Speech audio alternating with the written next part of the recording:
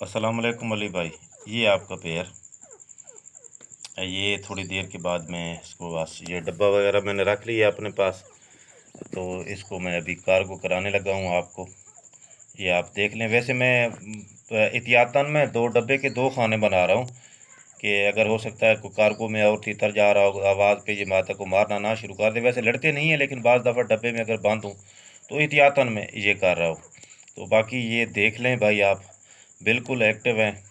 खुराक वाली वीडियो भी मैंने आपको दिखा दी है, और पेयर को भी अच्छी तरह आप देख लें कि बाद में ये ना कहना कि भाई ये वो पेयर नहीं है। तो मैं इसकी दिखाता हूँ थोड़ी सी ना, मादा की जो उंगली है ना एक, ये उससे पहचान होगी आपको।